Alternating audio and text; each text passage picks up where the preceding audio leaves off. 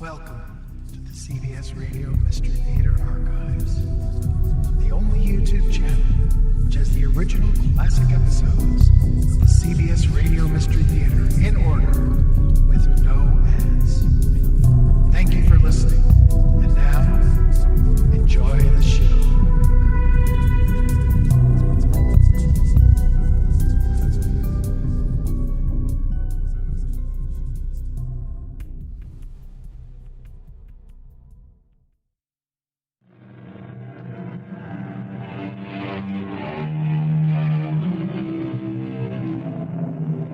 Come in. Welcome. I'm E.G. Marshall. Everything, it is said, happens to everyone sooner or later, if there's time enough. What does that mean? Obviously that we can expect the best and we can expect the worst, which might be quite tolerable if we were to receive equal amounts of each. The trouble is, most of us get more than our fair share of one or the other. Is there a way to redress the balance? Well, yes, but this will call for a rearrangement of life and death. Tell me your name. What's the difference? How else will I know who you are? If I tell you my name, what will you know? Tom Smith, John Doe, Bob Jones. Those are all good names. Choose anyone. Which one is yours? None of them. Well, I need a name I can call you. Let me give you the name that describes me. Killer.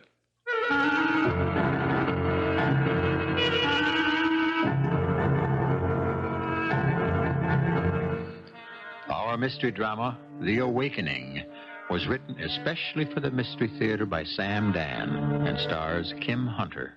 It is sponsored in part by Sign-Off, the Sinus Medicines, and Buick Motor Division. I'll be back shortly with Act One. A sadder and wiser man, he rose the morrow morn.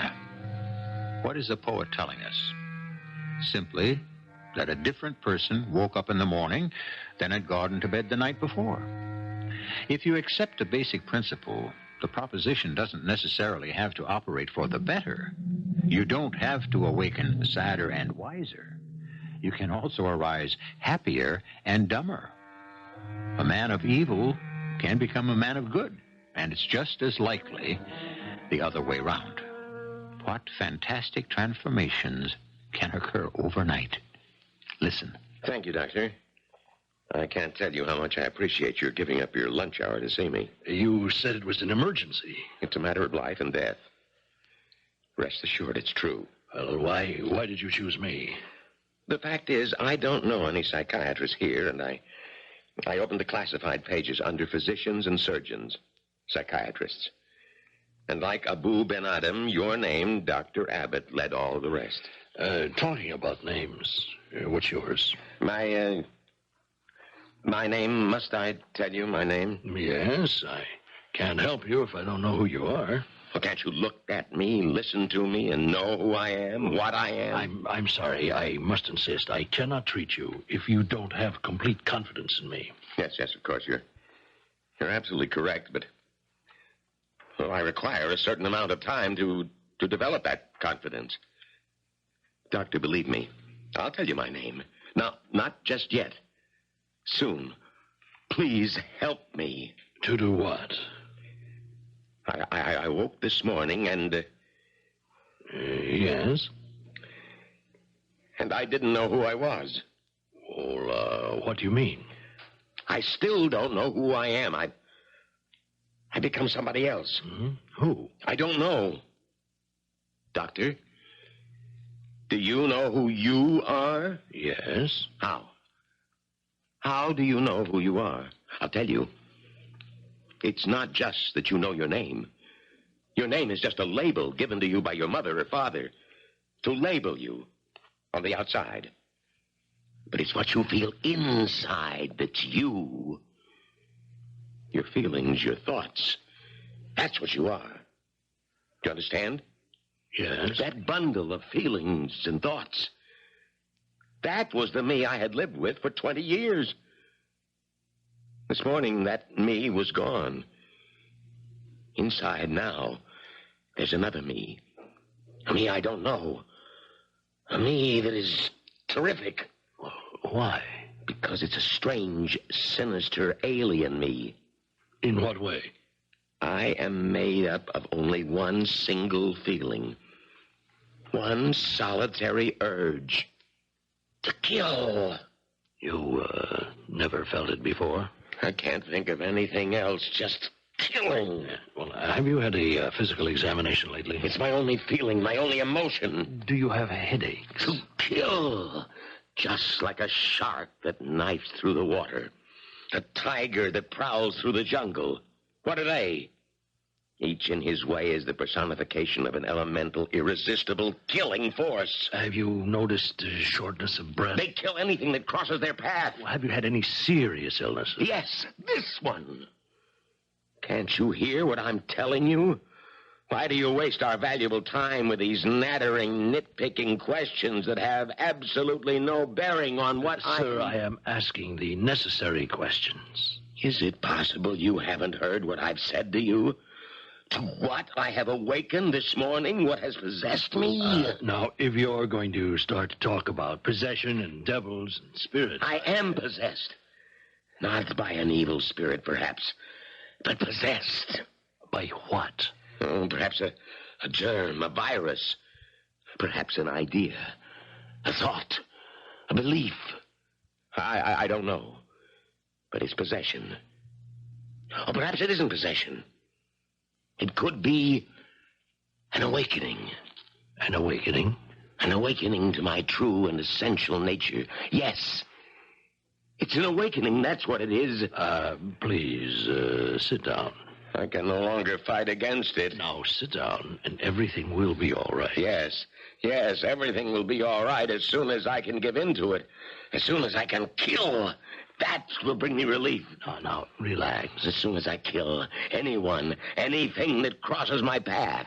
You! No, you don't want to do that. I shall kill you. Just a minute. I'm going to kill you. No. Kill anyone that crosses my path. No, I'll have to call the police. You'll be dead. No.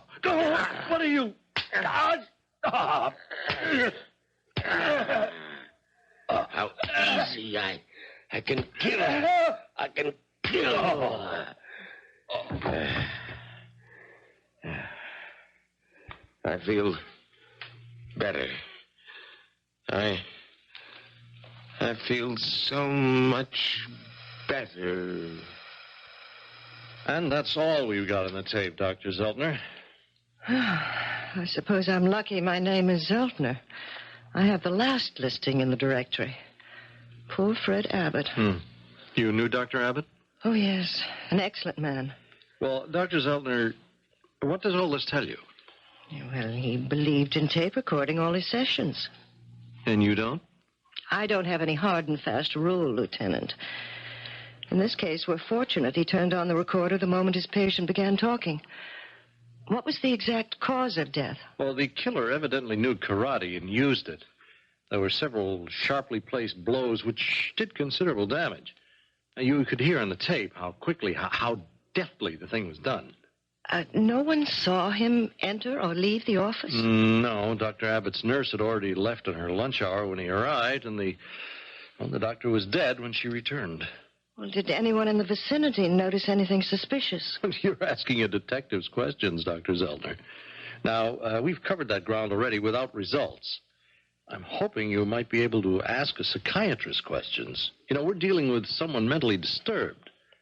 Now, what kind of clues are on this tape? Well, Lieutenant Katz, we know several important things. Such as? He's a stranger, because he didn't know any doctors in town, nor did he have any friends who could recommend one. You know, Dr. Abbott was 6 feet tall, in excellent physical condition, yet the killer handled him easily. The killer could be anywhere in his late 30s to early 40s. Yeah, I get that picture, too. Well-spoken. Yeah, he's obviously educated. Oh, he doesn't have to be educated exactly, Lieutenant. What do you mean? I'm not sure. Something about his speech. What? Well, let me think about it. Ask yourself this question. What does the killer do for a living? Well, how would I know? Well, we agree he's a stranger in town.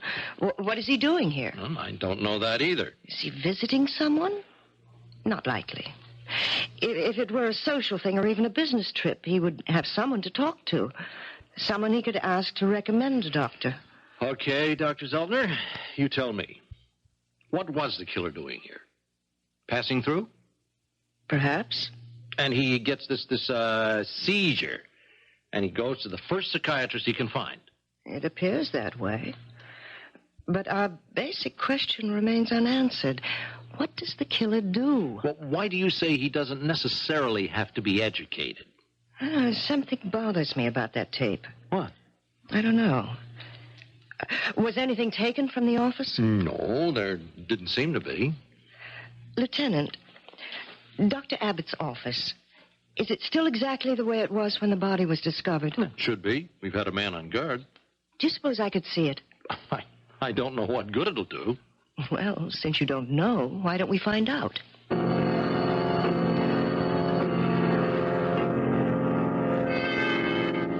You're Miss Boyers? Beatrice Boyers? Yes, Doctor. I used to ring your number for Dr. Abbott. Well, what are you doing here today? Well, life goes on. That is, for the doctor's wife. You see, she still has bills to pay, and so I'm working on the doctor's books for her. Oh, I understand. You were not here when the man who killed Dr. Abbott phoned for the appointment? No, and I'll never forgive myself. And why do you say that? Well, because, Lieutenant, had I answered the phone, I simply would not have given them the appointment. But Dr. Abbott couldn't say no to anybody. I usually have lunch in here every day. It's just on that particular day. You have lunch in the office every day? Oh, yes. I think that was the first time I'd gone out in months. Oh, look, I'm sure this must be a very difficult time for you, Miss Boyers. Please, don't let us disturb you. Well, I'll be in the reception room if you need me. Lieutenant, this is Dr. Abbott's desk. He was sitting behind it. And this chair is for the patient. And here's the tape recorder. Yes, we know all this, don't we? Well, notice the position of the tape recorder. What about it? It's standing on the desk, in full view. What are you trying to establish, Doctor? Well, the fact that the taping wasn't a secret. The killer knew that his conversation was being recorded. Okay. Well, where does that lead us? Why didn't the killer destroy the tape? Well, does it make any difference? It's a clue. He left his voice behind. A voice on a tape recorder doesn't stand up as positive identification. Well, perhaps, but some of his statements could be quite revealing. Such as? I don't know yet. I want to study the tape. Maybe the killer didn't notice. Oh, how could he not notice? Well, he may have been too excited. After all. After all, he did commit murder. Yeah, we know that. And after he did it, if you remember the tape, he seemed very calm. Such a person who realizes that he has committed a serious crime but becomes very careful. He looks about to make sure he's covering his tracks, not leaving any clues. Why didn't he destroy the tape? Why does it bother you? Oh, we have to find the answers to 3 questions. Who is he? What is he doing here in town? And why didn't he destroy the tape? Doctor, we're up against a stone wall. Now, he could be any nut who walked in off the street. Didn't you hear what he said in that tape? He says a great deal. Let's go back to your office and listen again. Okay. Miss Boyers, I don't know what we're going to listen for. We heard it all. Yes, we heard it. Now we have to try to understand it. Oh, yes, Lieutenant. We're leaving now, Miss Boyers. So if you can think of anything that might be of use to us, you have my number at headquarters. Yes, Lieutenant. Goodbye, Miss Boyers. Goodbye, Dr. Zeltner.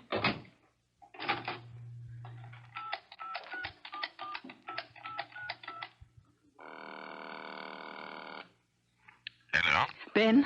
Hello, Angel. Ben, why didn't you destroy that tape? The tape?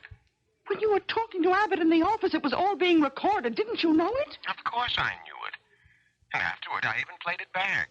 You what? It was such a beautiful scene. How could I erase it? You should have destroyed it. I've never been better.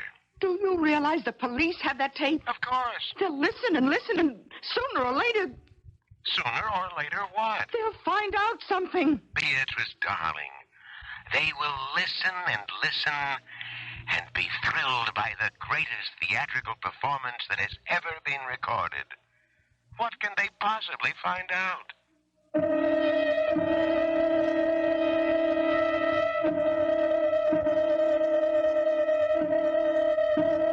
What can they possibly find out? What can you find out by listening to a tape recording? Did you find out anything? Actually, practically every clue that's needed is on that tape. You are also already ahead of Dr. Zeltner and Lieutenant Katz because you just heard the scene that took place after they left the office. Let's see what we can all find out in Act 2, which follows in just a few moments. What do the psychiatrists tell us? Consider. Mr. Booth shot Mr. Lincoln. Where? In a theater. Why?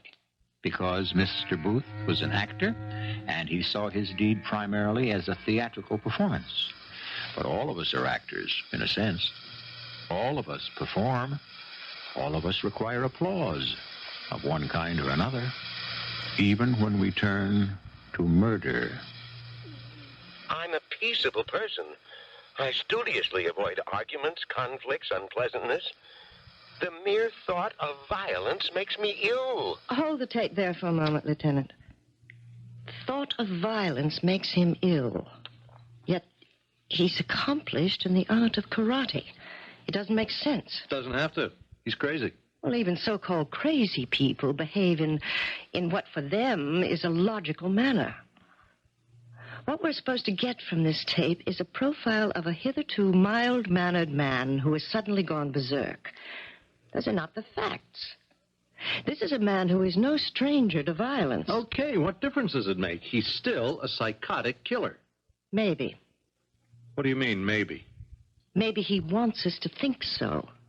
Now listen to this.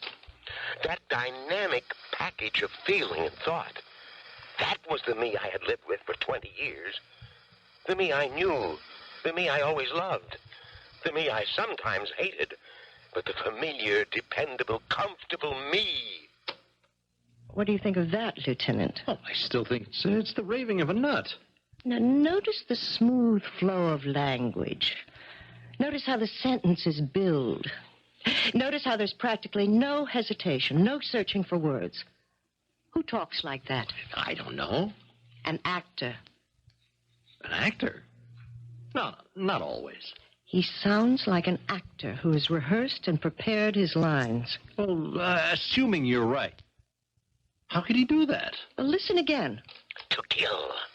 Just like a shark that knifes through the water, a tiger that prowls through the jungle. What are they? Each in his way is the personification of an elemental, irresistible killing force. This speech has been written. By whom? By the killer. The killer who happens to be an actor. Once again, where is the proof? You're listening to the proof. When I heard this tape for the first time, I said it bothered me. And you tried to pin me down. What bothered me about it? And I am still trying to pin you down, Doctor. I can now tell you everything. Everything about that tape bothers me. It's a phony. Okay, but you still haven't been able to prove... Well, what have we got? A presumed psychopath comes into Dr. Abbott's office. He claims to be very disturbed. But I don't think he's disturbed at all. Let me spin back that tape. Why did you choose me? Asked Dr. Abbott. Listen to the answer. I opened the classified pages under physicians, surgeons, psychiatrists. And like Abu Ben Adam, your name led all the rest. So what do you want me to make of that? He's always on stage. Always ready with the epigram or the quotation from beginning to end. The whole thing has been superbly prepared. I'll run the tape ahead. Listen. Why do you fritter away our valuable time with these nattering, nitpicking questions? Who would possibly put together a sentence like that on the spur of the moment? I am possessed. not by an evil spirit, but possessed. By what? Perhaps a germ, a virus. Perhaps an idea, a thought, a belief. Perhaps it isn't possession. It could be an awakening. An awakening? An awakening to my true and essential nature. Yes, it's an awakening. That is not the raving of a maniac. Okay, I'll quit fighting you. You're convinced the guy isn't crazy. No, but I'm convinced the killer deliberately chose Dr. Abbott. Why? I don't know. Here, the psychiatrist must yield to the detective. And what do you want me to do? Change your hypothesis. At this point, you believe the killer chose Dr. Abbott at random. That's what happened. How do you know? Because... Because he says so on the tape. I happened to look in the classified, and your name led all the rest. See how he uses the tape to convince you. And now I know why he didn't destroy it. Assume, Lieutenant, that the killer had a motive to murder Dr. Abbott. I have to keep asking. What motive? Well, that's a policeman's question. You shouldn't be asking me. Enemies? Oh, no, not Walter. Everyone loved him. Dr. Zeltner here knew my husband. Of course, Mrs. Abbott. Did you notice anything unusual about Walter's behavior? Unusual? Is that he seemed nervous, worried, upset. You know, out of sorts. Oh, no. Not with me. Never with me. I never heard an unkind or impatient word from him. Nothing bothered him that you knew of, Mrs. Abbott? Oh, everything bothered him. He worried about the slightest little things. How things were going on in the world. About his patients. Was he doing enough for them? Was there any unusual worry, Mrs. Abbott? Unusual? Well, he came home to dinner. It was just the night before. Night before he was... Well, we were having his favorite, steak. He didn't seem to know or even care about what he was eating. Then he was troubled. I suppose you could say that. And do you know what it was about, Mrs. Abbott? No. You didn't ask him? Well, yes, I did, and he said it was a professional problem. And once he said that, I knew I couldn't press it. Dr. Zeltner, you're a psychiatrist. You can understand. He said it was a professional problem. That means it concerned a patient. Yes. Who was the patient? Well, I don't think I'm allowed to tell that. Well, you don't have to tell us what the problem was, but you can tell us who the patient is. Oh, all right. I think it was Roy Butterfield, because he went into his den right after dinner and got on the phone, and I think he was talking to Roy. You can't tell us what he was saying to Roy Butterfield. No, Lieutenant. She can't. But, we can ask him. I have nothing to tell you. Mr. Butterfield, the night before he was murdered, Dr. Walter Abbott had a very long conversation with you on the telephone, now didn't he? Who says so? His wife? Mrs. Abbott said he seemed quite troubled when he spoke to you. Can you tell us why? No. And the next day he was killed. Was there a connection? Oh, I understand. Some homicidal maniac did it. I really don't know how I can help you. Well, perhaps you can tell us how we can help you. What are you talking about? Mr. Butterfield, you're a badly frightened man. Why? Well, that's my business. Then you don't deny it.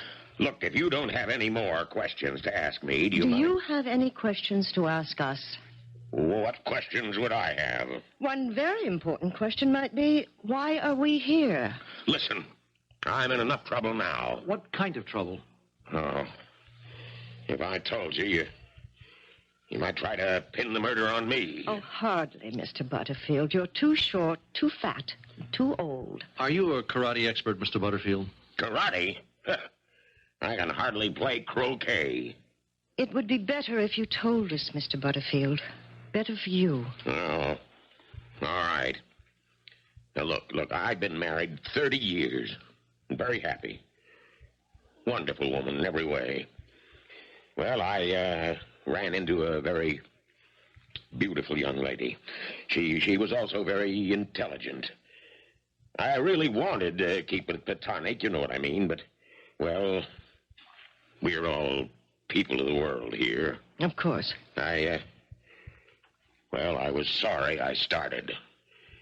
And my conscience bothered me, so the young lady and myself, we parted.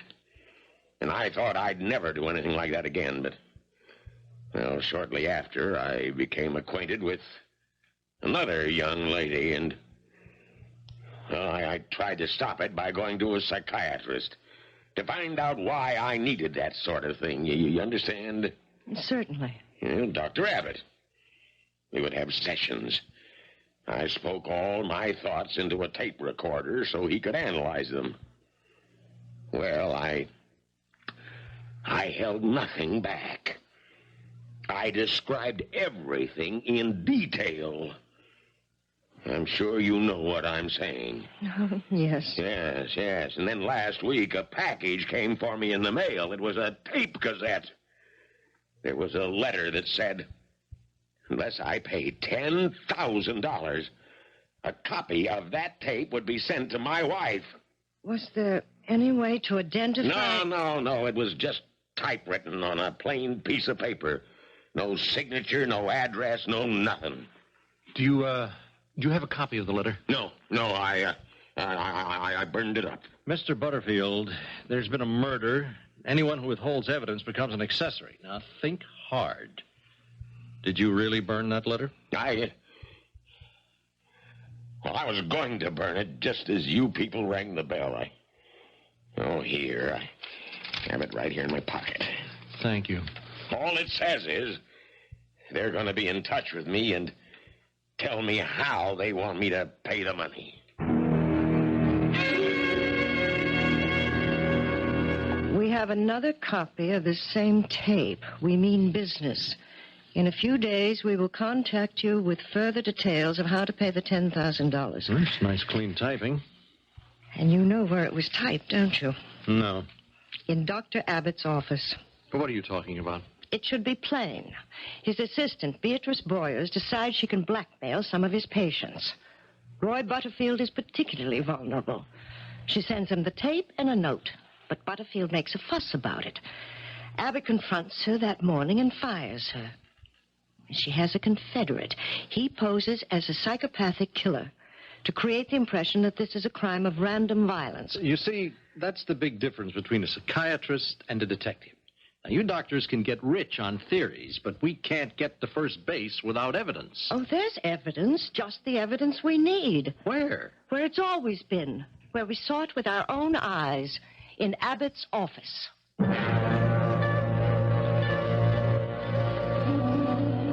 Some evidence is strong, said the philosopher, as when you find a trout in the milk. Dr. Amelia Zeltner says she has the evidence. But what may be evidence to a psychiatrist may very well be way over the heads of the rest of us. However, Act 3, as you know, is where it's all added up. And that curtain shall rise in just a few moments. There is the evidence of things not seen, the testimony of things not heard. These form the professional diet of both the detective and the psychiatrist. Things reveal themselves. Things speak to them in a manner not readily perceived by the rest of us. But is what they see and what they hear always true?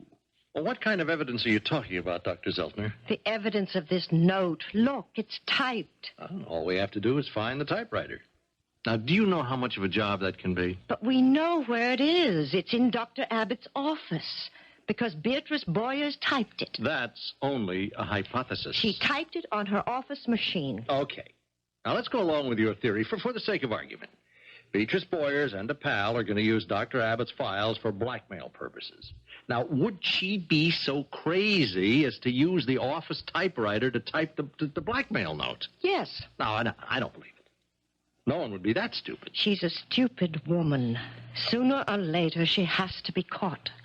Well, there's only one way to find out.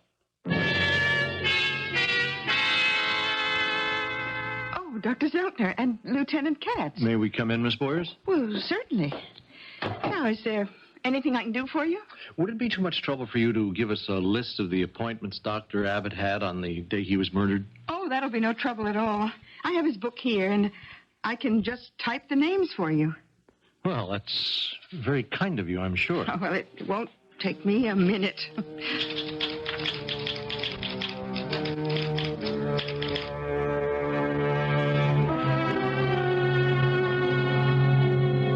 Here's the list Miss Boyers typed on the office machine. And here's the blackmail note Roy Butterfield received. So? I find this hard to believe. Impossible. Well, I'm not an expert, but I don't think there's any point calling one in. It's obviously a different typeface. But it has to be, Miss Boyers. It has to be. I still say she's guilty. Well, saying isn't enough. There has to be evidence that a district attorney can present to a jury. Now, do you have that? Listen to the tape again. It is so patently a device to make us think a homicidal maniac is at large. All right, Dr. Zeltner. Let's consider the tape. It gives us a sound recording of a crime. Now, I bring it to you, a psychiatrist, in order to get some psychological insight into the perpetrator. I've tried to... Sure. You listen to it. You form a whole theory, which holds that the guy isn't a psycho, but knew what he was doing and why he was doing it. I have pointed out inconsistencies in the man's talk. Theoretical inconsistencies, stuff that made sense to you. Now, I should tell you that other psychiatrists who analyzed the tape did not come up with the same conclusions you did. I'm telling you how I see it. Good. But there has to be an anchor. Something to hold it all in place. Now, if Beatrice Boyers and her accomplice planned this murder, the anchor would have to be the typewriter. Well... You yourself set that up. Well, I assume she'd be stupid enough to use the one in the office. Very well. The fact that she's smarter than I gave her credit for doesn't change the veracity of what Dr. Zeltner, I want to thank you for your time and your effort and your sincere interest. But... goodbye. Well, we've come to a dead end. But if anything else occurs to you... You still insist on a random killing. But the fact is, you have a psychiatrist whose files are being used for blackmail. And if Beatrice Boyers isn't using them, who is? The blackmail and the murder might be connected. Then again, they might not. There's only one explanation. Abbott confronted her that morning. He accused Beatrice Boyers. He fired her. She had him killed. Why? A, he would see to it that she could never work again in this field. B, he would take away from her the source of blackmail. She'd no longer have access to the files. She didn't leave the office to go to lunch. She never went out to lunch. She left the office because she was fired. But we can't prove that. If she isn't doing the blackmail, who is? Who? All right. A, any thief could have broken in. B, Dr. Abbott himself. Dr. Abbott? That's ridiculous. I can't believe that. You mean you don't want to believe that a psychiatrist could be involved in a secret blackmail scheme against his own patients? It isn't possible, theoretically? You actually believe that, Lieutenant Katz? No. Because before I believe anything, I need evidence. I'm just doing what you're doing. Theorizing. Well, see you around.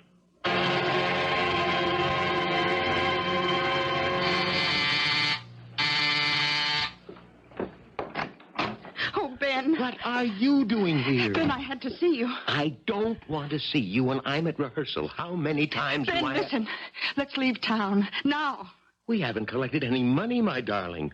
Money. We require money. Please, Ben, listen. You don't know how close we came to getting caught. What are you saying? How could we possibly come close? This is the perfect crime. Ben, forget it. We don't know how to do such a thing. We've been doing one stupid thing after another. First, the tape. How can you say the tape? Please, listen. Then I did something even more stupid. You know the note I sent Roy Butterfield? Yeah? I typed it on the office machine. How could you? For the same reason you didn't destroy the tape. Now, the police and Dr. Zeltner, they're wise. They came by, made an excuse to get me to type something on the machine. And did you? Well, how could I refuse? But you see, we're lucky. Huh?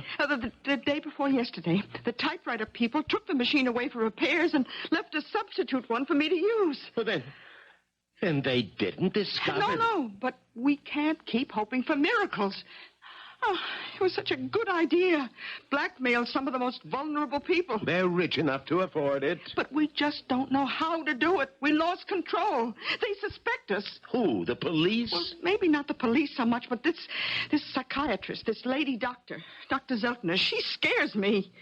Should the random killer strike again? Ben, no. All right. Whatever you say, darling. I'm ready, willing, and able at all times to protect our interests.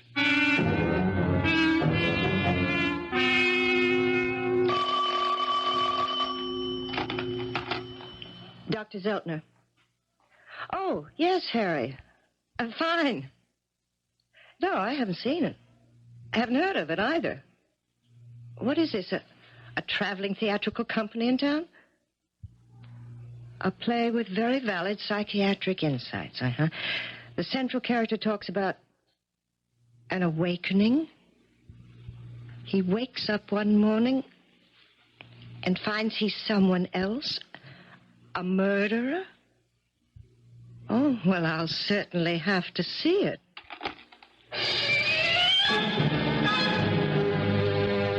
I awoke this morning, and I'm somebody else. Who am I? I know my name, but what is your name? A label used to describe you on the outside. But it's the inside that's you. I have but one desire. To kill. Kill like a shark knifing through water. Kill like a tiger prowling the jungle. A deadly sickness burns within me, a raging fever. To what have I awakened this morning? What has possessed me? Am I possessed? Or have I awakened?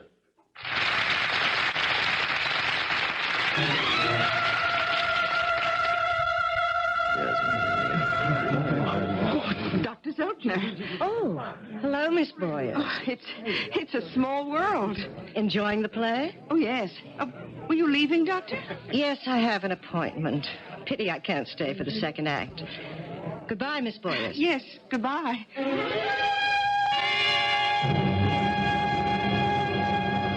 Every word you said in the play tonight is on that tape. I know it is. That's why I said erase it. She's on her way home to call the police. How do you know? Because I saw her get into a cab, and I heard her tell the driver the address.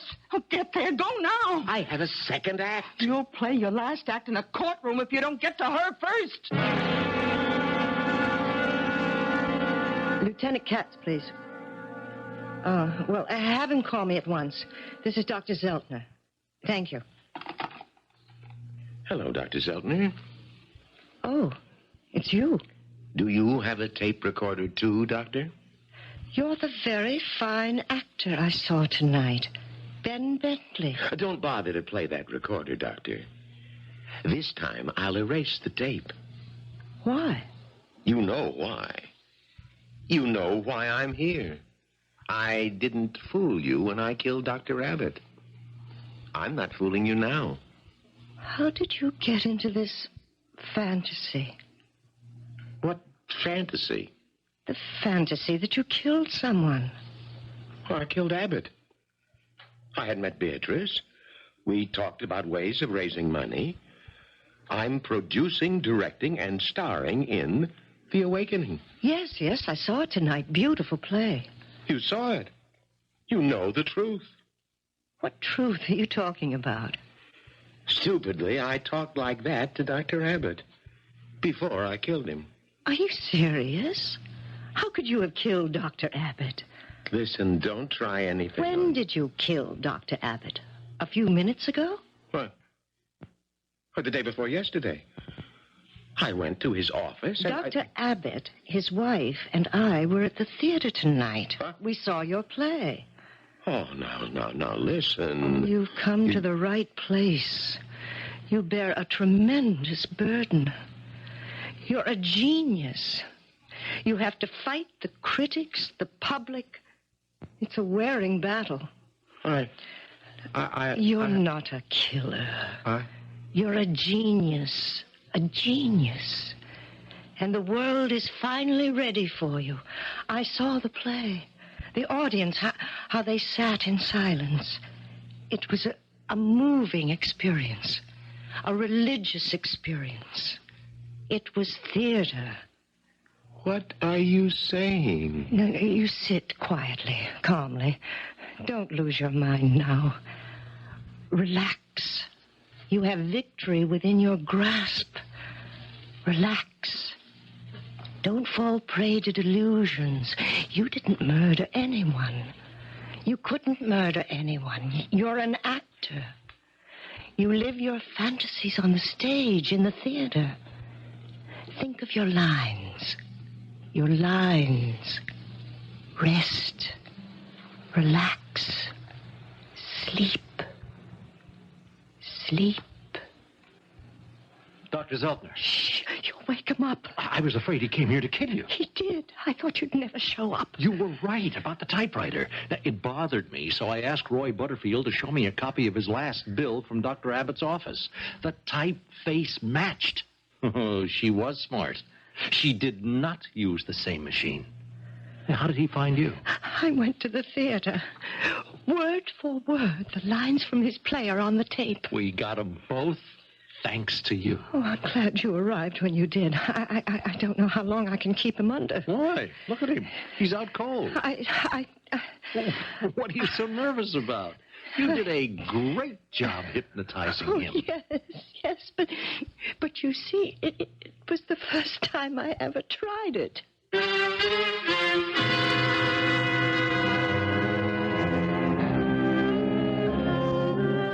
And with that, she promptly fainted. Ah, well. We talk about an actor's vanity, but why is it different from anyone else's? Poor Ben. He was distracted from doing what had to be done by some very fulsome praise. But let's face it, who among us really hates applause? I don't. I'll be back for more in just a few moments.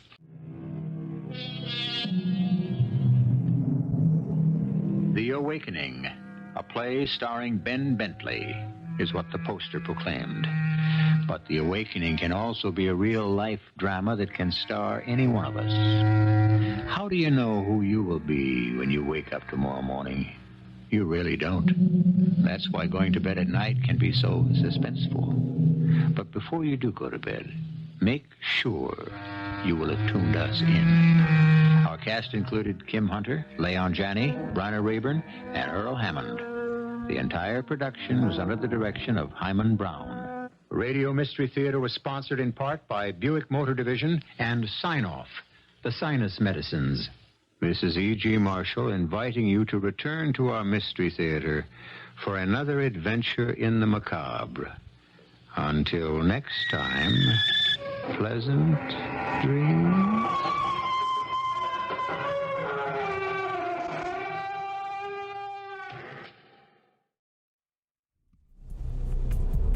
Enjoyed this episode of CBS Radio Mystery Theater.